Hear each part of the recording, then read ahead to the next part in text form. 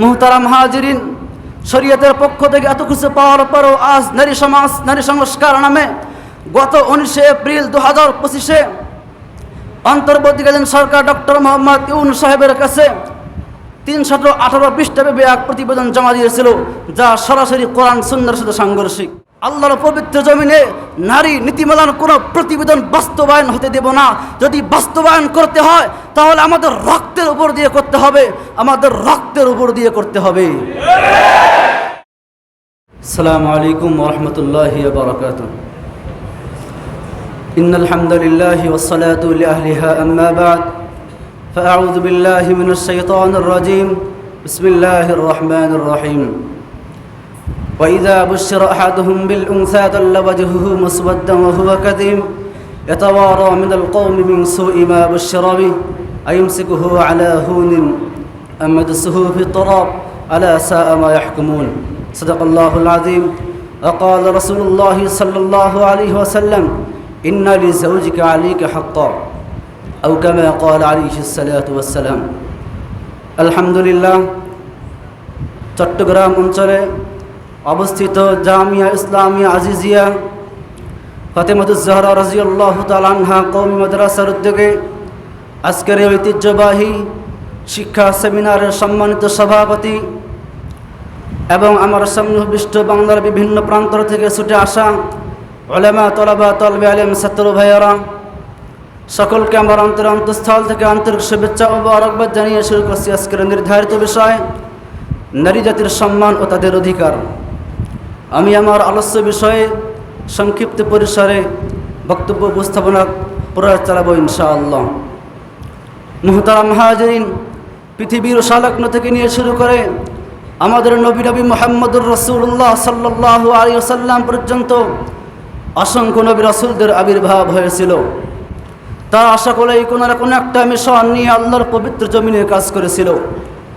সর্বশেষ নবী আমাদের নবী মুহাম্মদুর রাসূলুল্লাহ সাল্লাল্লাহু আলাইহি ওয়াসাল্লামের যে মিশন ছিল সেটা হলো নারী জাতি, মায়ের জাতি, বোনের জাতির মান সম্মান, ইজ্জত আবরু কীভাবে হেফাজত করা যায়। শুধু তাই নয়, কীভাবে নারী জাতিকে সম্মানের চূড়ান্ত শিখরে পৌঁছে দেওয়া যায়।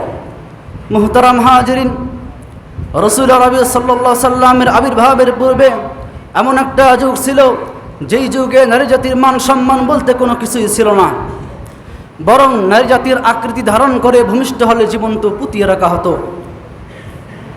ছিল না মা ছেলের পরিচয়, যুগের সন্ধিক্ষণে লিপ্ত হতো জিনাবে বিষের ধোঁয়াশায়।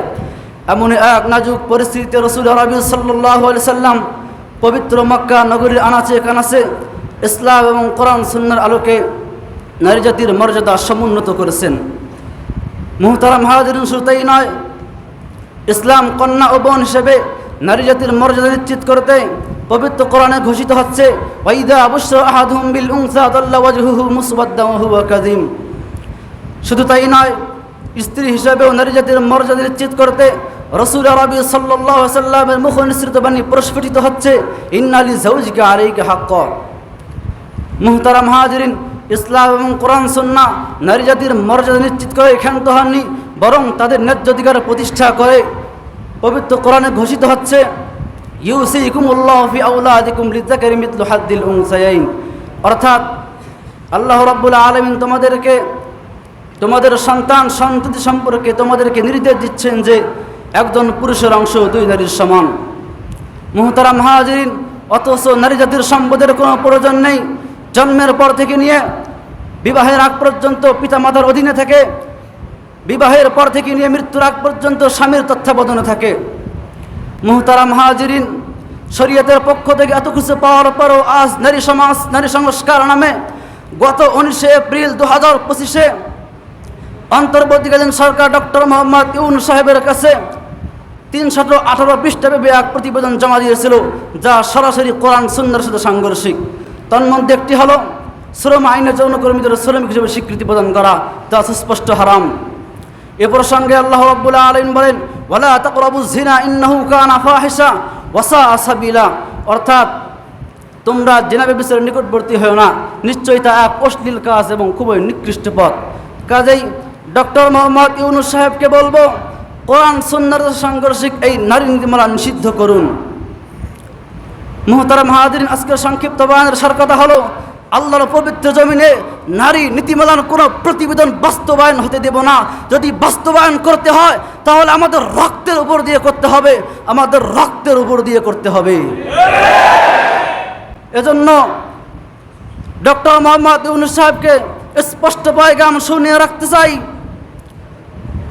ডক্টর মোহাম্মদ ইউনূস সাহেবকে স্পষ্ট পয়গাম শুনিয়ে রাখতে চাই, আমরা আমাদের জীবনের শেষ নিঃশ্বাস পর্যন্ত, রক্তের শেষ বিন্দু পর্যন্ত আমরা আমাদের দাবি আদায়ের জন্য অবিচল থাকবো ইনশাআল্লাহ।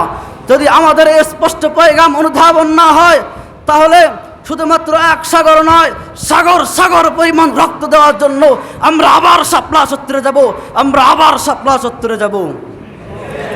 জাতি প্রস্তুত? আল্লাহু আকবার। জাতি প্রস্তুত? ইনশাআল্লাহ দেখা হবে যুদ্ধের ময়দানে। নাসরুম মিনাল্লাহি ফাতহুন করিব। আসসালামু আলাইকুম ওয়া রাহমাতুল্লাহ।